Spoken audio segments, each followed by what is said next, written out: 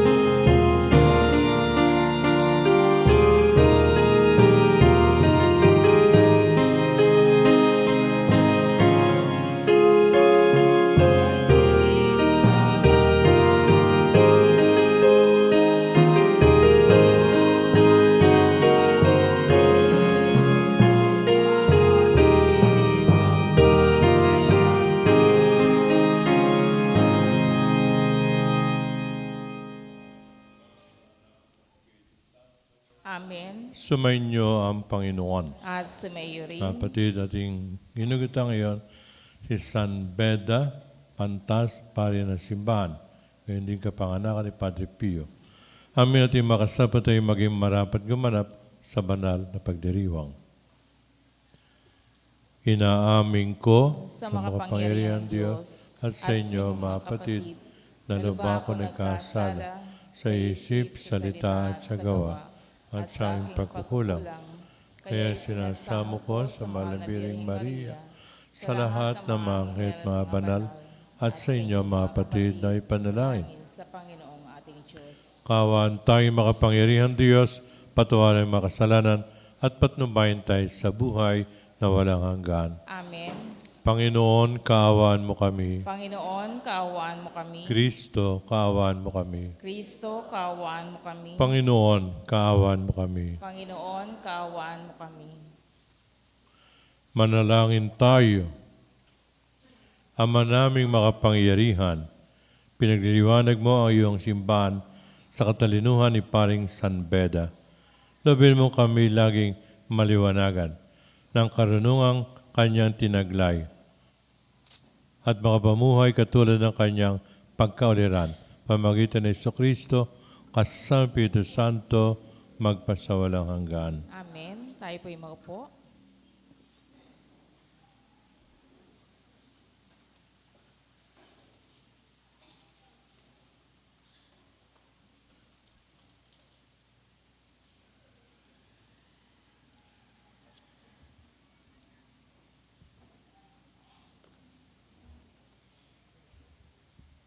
Ang salita ng Diyos mula sa sulat ni Apostol Santiago.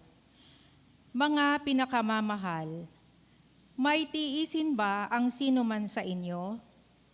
Manalangin siya. May nagagalak? Umawit siya ng papuri sa Diyos. Mayroon bang may sakit sa inyo? Ipatawag niya ang matatanda ng simbahan upang ipanalangin siya at pahira ng langis sa ngalan ng Panginoon. At pagagalingin ang may sakit dahil sa panalangin may pananampalataya. Ibabangon siya ng Panginoon at patatawarin kung siya'y nagkasala. Kaya nga, ipagtapat ninyo sa inyong kapwa ang inyong mga kasalanan at ipanalangin ang isa't isa upang kayo'y gumaling. Malaki ang nagagawa ng panalangin ng taong matuwid. Si Elias ay taong tulad din natin. Mataimtim niyang idinalangin na huwag umulan at sa loob ng 3 taon at 6 na buwan ay hindi nga umulan. Muli siyang nanalangin at bumagsak ang ulan at namunga ang mga halaman. Mga kapatid, kung nalilihis sa katotohanan ang isa sa inyo at may isang nagpapanumbalik sa kanya, ito ang tandaan ninyo. Ang sino mang nagpapanumbalik sa isang makasalanan mula sa kanyang maling pamumuhay ay nagligtas ng kaluluwa nito sa kamatayan at sa ganoy napawi ang maraming kasalanan. Ang salita ng Diyos. Salamat sa Diyos. Dalangin ko'y tanggapin mo sa miyong handog na insenso. Dalangin ko'y tanggapin mo sa iyong handog na insenso. Sa iyo, O Poon, ako'y dumadalangin sa aking pagtawag, ako sana'y dinggin. Ang aking dalangin sana'y tanggapin mo. Masarap na sa miyong handog na insenso, ariing panggabing handog ko sa iyo. Dalangin ko'y tanggapin mo sa iyong handog na insenso. O Panginoon ko, bibig ko'y bantayan, ang mga labi ko'y lagyan mo ng bantay. Di ako hihinto, nyaring pananalig, ang pag-iingat mo'y aking ninanais. Huwag mong itutulot, buhay ko'y mapatid. Dalangin ko'y tanggapin mo sa iyong handog na insenso. Tumayo po ang lahat.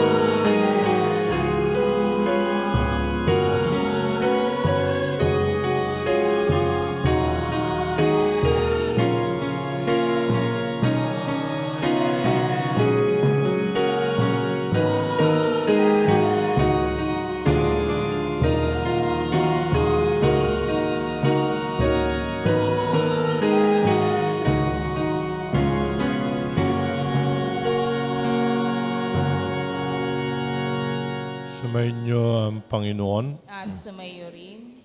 Ang mabuting balita ng Panginoon ayon kay San Marcos. Papuri sa iyo, Panginoon. Nang panahon iyon, may nagdala ng mga bata kay Jesus upang hilingin ipatong niya sa mga ito ang kanyang kamay. Ngunit pinagwigaan sila ng mga alagad. Nagalit si Jesus nang makita ito at sinabi sa kanila, "Pabayaan niyo lumapit sa akin ng mga bata, huwag niyo silang sawayin. Sapagkat sa mga katulad nila, naghahari ang Diyos." Ito ang tanda ninyo, ang sinumang hindi tumatanggap sa paghahari ng Diyos tulad ng isang maliit na bata, hindi mapapabilang sa mga pinagarian ng Diyos. At kinalong na Jesus sa mga bata, pinatong kanyang kamay sa kanila at pinagpala sila. Ang mabuting balita ng Panginoon. Pinupuri ka namin, Panginoong Hesukristo. Tayo po'y umupo.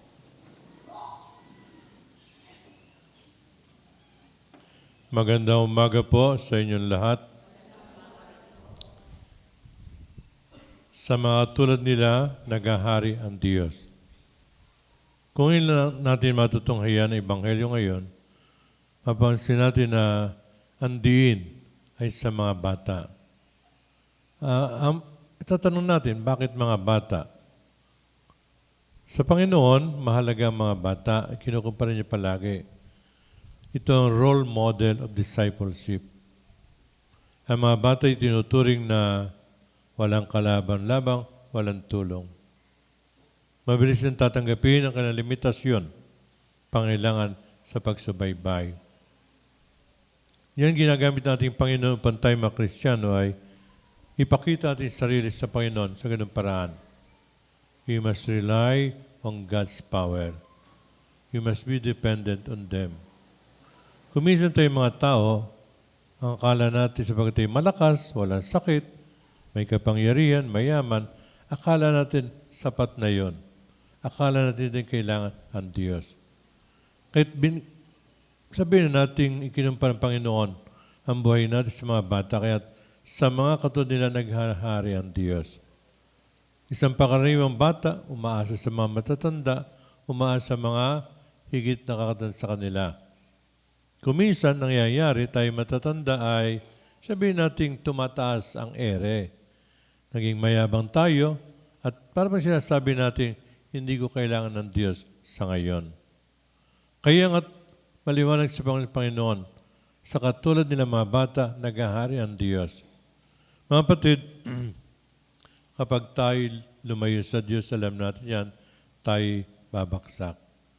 Sabagat kung tayo kasama ng Diyos, we will truly succeed.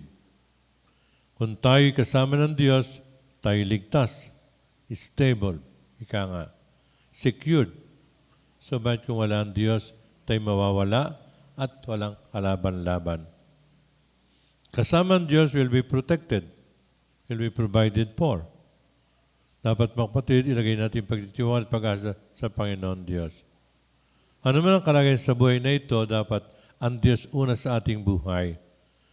Ilagay natin panampalataya sa Diyos ang bukal ng buhay na sa pinagmumula ng ating ginagawa, mga kagamitan, mga talento natin, mga bagay sa buhay na ito.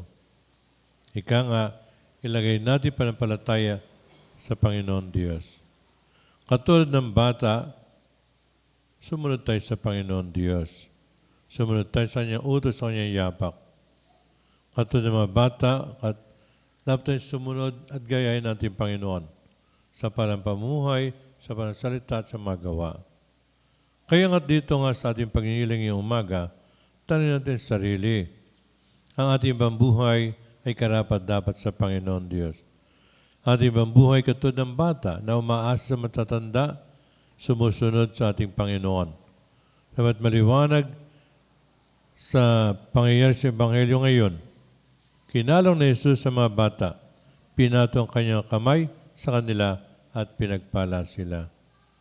Sana nga mga kapatid, tayo rin, mga Kristiyano, patuloy pinagpapala ng Diyos sapagkat umaasa sa Kanya, patuloy lumalapit sa Kanya, patuloy naniniwala sa kabutihan ng Diyos para sa atin. So umaga ito mga kapatid, ang Ebanghelyo ngayon, magsilbing inspirasyon natin sa linggong ito. Kung paano pinahalaga ng Panginoon ang mga bata, kung paano niya binabasbasan ang mga bata, ganyan din tayo, sila ang role model ng discipleship ng ating Panginoon.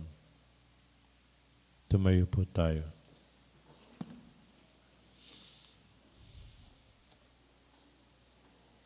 May pananalig na lumapit tayo at ating harap sa Diyos na nagmahal sa lahat ng kanyang mga anak.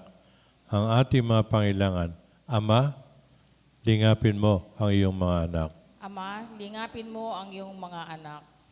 Ang mga pinuno ng simbahan, naway magturo sa kanyang mga miyembro ng tunay na dangal ng sakramento ng kasal upang tulungan ang mga mag-asawa na manatiling tapat sa kanilang bokasyon. Manalangin tayo sa Panginoon. Ama, lingapin mo ang iyong mga anak. Ang mga ikinasal, naway maging sensitibo sa pangangailangan ng bawat isa at makatagpo ng tunay na kaligayahan sa kanilang pinagsasaluhang buhay. Manalangin tayo sa Panginoon. Ama, lingapin mo ang iyong mga anak. Sa mga nakararanas ng mga pagsubok sa kanilang pagsasama bilang mag-asawa, naway tumanggap sila ng biyaya na maging matatag at magsumikap sa kanilang pagtatalaga ng sarili sa Diyos at sa isa't isa. Manalangin tayo sa Panginoon. Ama, lingapin mo ang iyong mga anak. Ang mga matatanda, mga nalulumbay, at mga may sakit, naway makatagpo ng pagmamahal at suporta sa kanilang komunidad. Manalangin tayo sa Panginoon. Ama, lingapin mo ang iyong mga anak. Ang mga yumao, naway makatagpo ng lugar sa walang hanggang kaharian ng Diyos. Manalangin tayo sa Panginoon. Ama, lingapin mo ang iyong mga anak. Makapangyarihang Ama, binigay mo sa amin ang sakramento ng kasal, binantanda na iyong pag-ibig. Tulungan mo kaming mamuhay sa pagkakaisa sa bawat isa. Hiling namin ito sa ngalan ni Kristo na aming Panginoon. Amen. Tayo po at makisa sa paghahanda sa pag-aalay.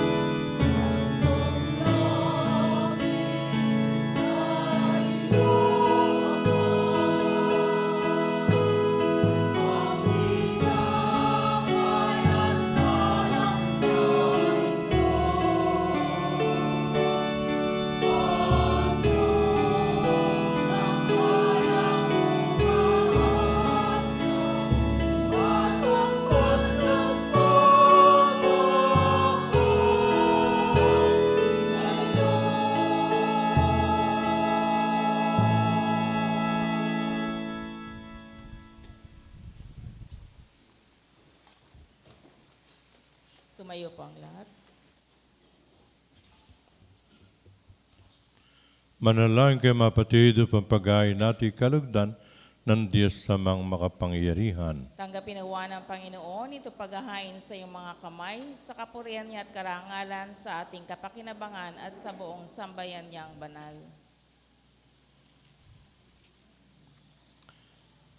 Ama namin limikha, ang paghain namin ngayon sa mbeda ay ginugunita, kalugdan mo nawa, at bilang tugon sa kanyang tinurong kalaman, ikaw ay aming pinasasalamatan.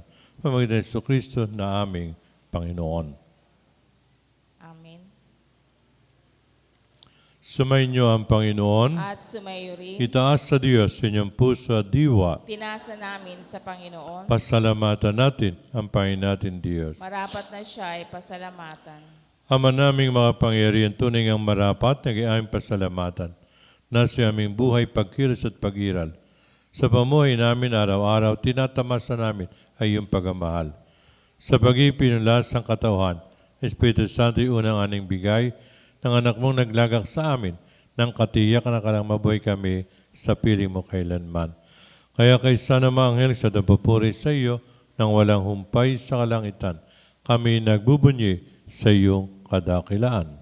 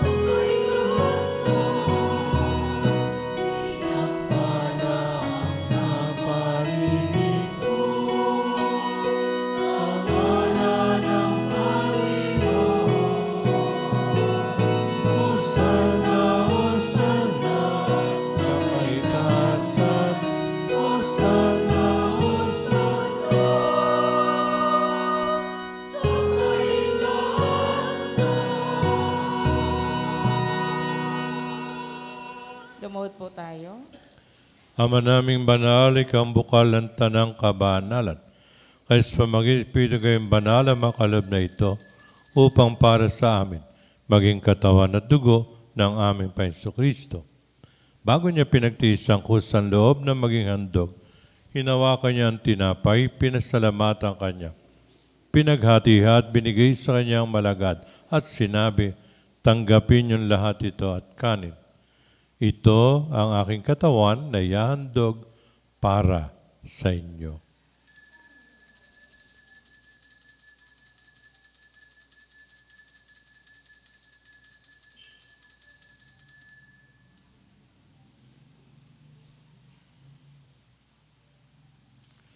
Gayun din naman na matapos ng hapunan hinawakan niya ang kalis, muling nagpasalamat sa iyo.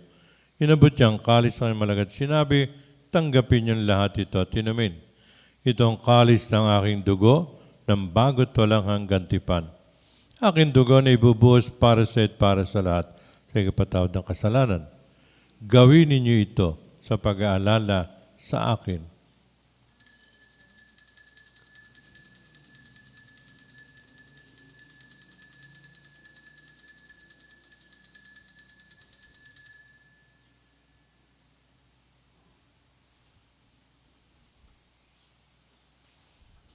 Tumayo po ang lahat. Ipagbunyi natin ang misteryo ng pananampalataya.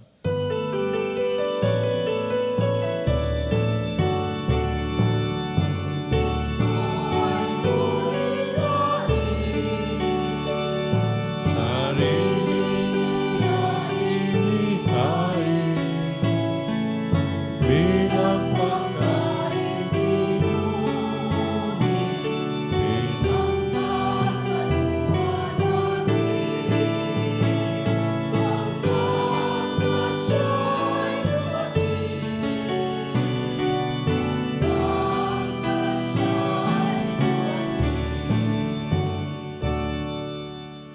Ama, ginagawa namin pag-alala sa pagkamatay at muling pagkabuhay na iyong anak.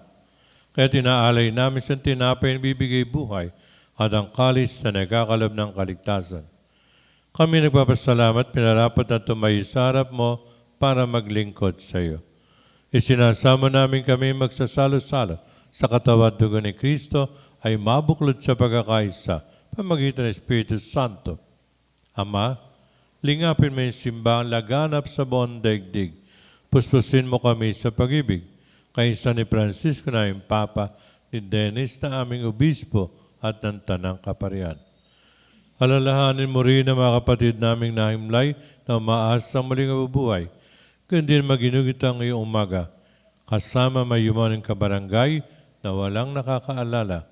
Kaawa mo sila at patuloyin sa iyong kaliwanagan. Kaawaan mo at pagindapating kaming lahat na makasalo sa iyong buhay na walang wakas. Kaysa nagdiriwang ng kanilang kaarawan, gayon din, nagdi-anibersaryo kanilang kasal at may natatayang kahilingan sa misang ito. Kaysa na malabiring Maria na ina ng Diyos, si San Jose na kanyang kabiyak ng puso, kaysa na mga apostol at lahat na mabanal, na namuhay sa digdig na kalugod-dugod sa iyo, may pagdiwang na nagpupuri sa kararangal mo pamagitan ng anak na aming Panginoon Jesucristo.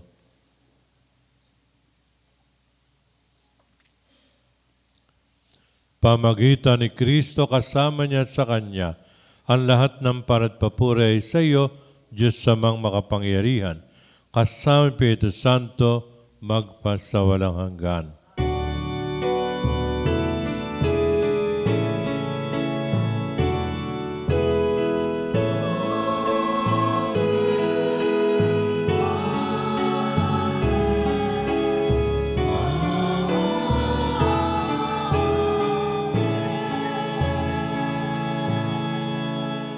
Mga kapatid, sa tagabilin magagaling na utos at turo mabatalang aral, buong pag-ibig nating ipahayag.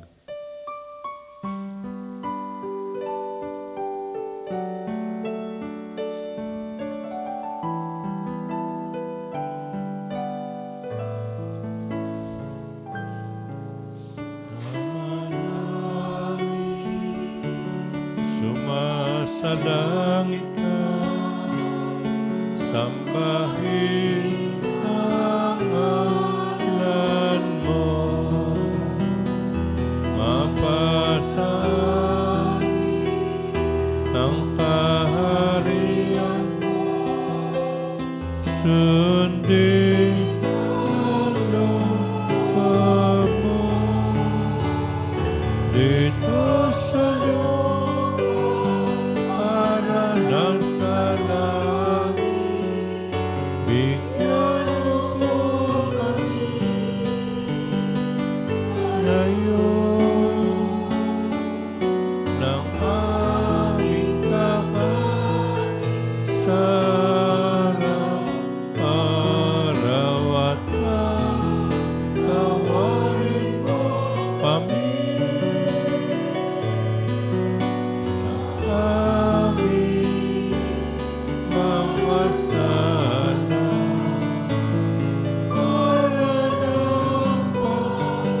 Papatawad namin sa nagkakasala sa amin, at huwag mo kami pahintulot sa tukso, at iadya mo kami sa lahat ng masama. Hinihiling namin kami iadya sa lahat ng masama, pagkaloob kapayapaan araw-araw, iligtas sa kasalanan at ilayo sa kapahamakan, samantalang aming pinananabikan ang dakilang araw ng pagpapahayag ng tagapagligtas namin, si Jesucristo. Sapagkat iyo ang kaharian, kapangyarihan at kapurihan, magpakailanman. Amen. O Panginoon Jesucristo, sinabi mo sa iyong mga apostol, kapayapaan iniiwan ko sa inyo, aking kapay binibigay ko sa inyo. Tunghayan mo aming pananampalataya at huwag ang aming mga pagkakasala. Pagkalaban mo kami ng kapit pagkakaisa ayon sa iyong kalooban. Kasama Espiritu Santo, magpasawalang hanggan. Amen. Ang kapayapaan ng Panginoon ay lagi nawang sumainyo. At sumaiyo rin. Mga kapatid, magbigay ang tayong kapayapaan sa isa't isa.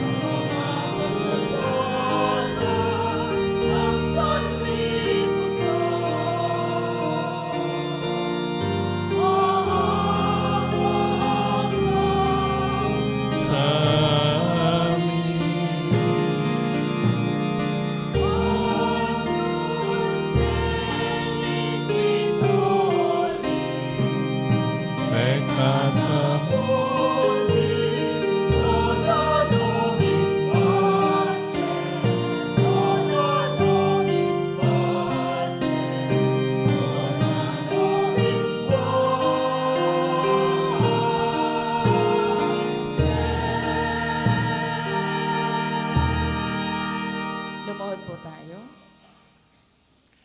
Mga kapatid, na ito si Kristo ang tinapay ng buhay, tanggapin natin siya sa banal na piging. Panginoon, hindi ako karapat-dapat na magpatuloy sa iyo, ngunit sa isang salita mo lamang ay gagaling na ako.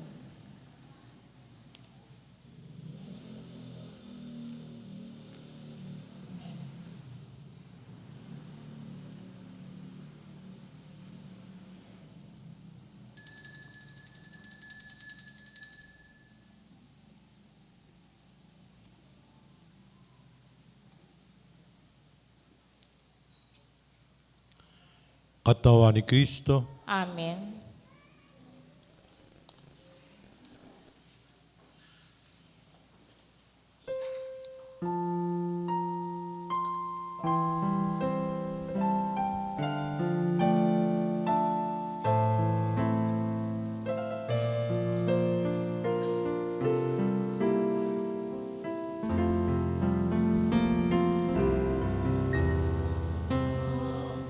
Hallelujah.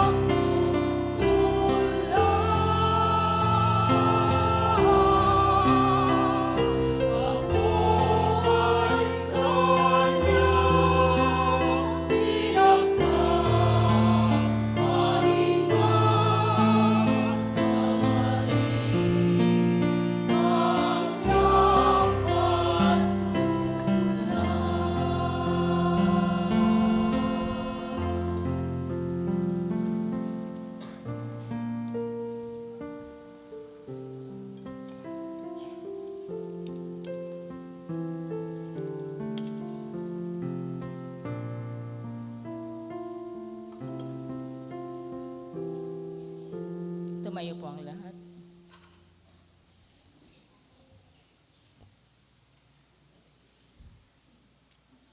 Manalangin tayo. Ama naming mapagmahal, kami naway panatiling buhay ng tinanggap namin banal na pakikinabang upang sa pagdadag sambeda na aming masayang pinagdiriwang, kami umunlad sa kanyang ulirang pagkapastol na kitingan. Pamagitan ni Jesucristo kasama Espiritu Santo, magpasawalang hanggan. Amen. Sumainyo ang Panginoon. At sumayo rin. Pagpalain ko ng mahabagin Diyos, Ama at Anak at Espiritu Santo. Amen. Tapos na ang misa, humayo kayong mapayapa. Salamat sa Diyos.